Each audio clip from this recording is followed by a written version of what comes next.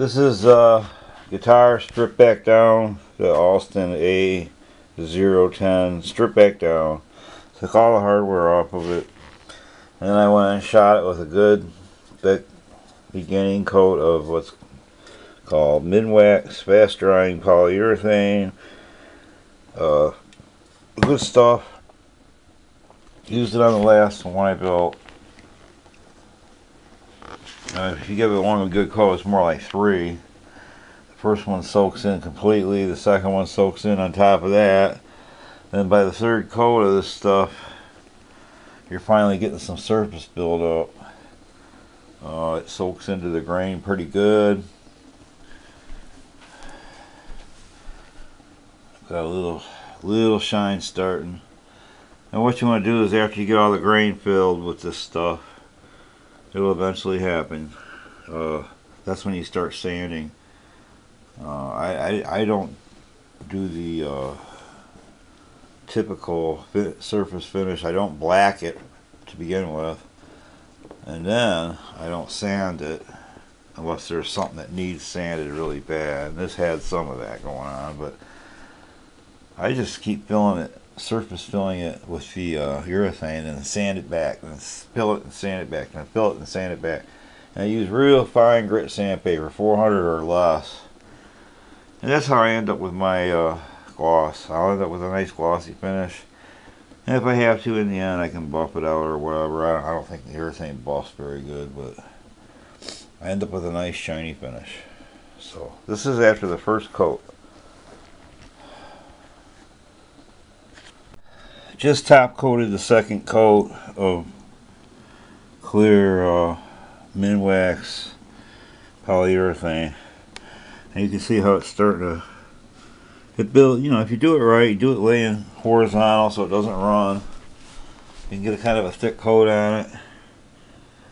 As you can see, it's kind of shiny and thick. It'll dry like that pretty much now. From now on, it'll dry shinier and shinier. And I'll sand it. I'll surface sand it with 400 grit to start. Shoot it again, sand it again, shoot it again, until I come up with something really nice and glossy.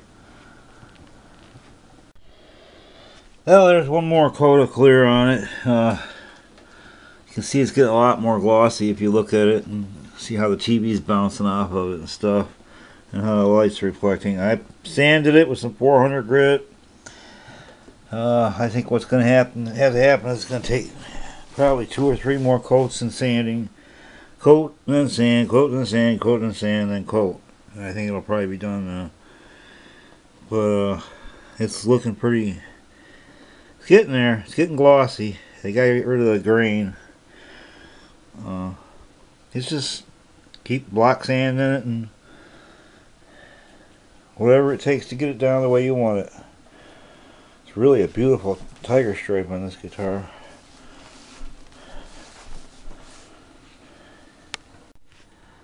They started making some aluminum cover plates. I'm probably going to powder coat them shiny purple, or yeah, well, it'll be shiny. Translucent purple with colored specks in it. Anyway, you can see the polishing process in action. Bottom half, raw aluminum, top half polished. And then it gets powder coated purple. It'll be translucent. It'll look nice, I hope, if I do it. There's the other cover plate I made. It's polished.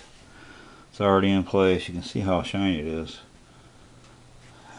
Thinking about making a pick guard, and the 5 total surrounds for the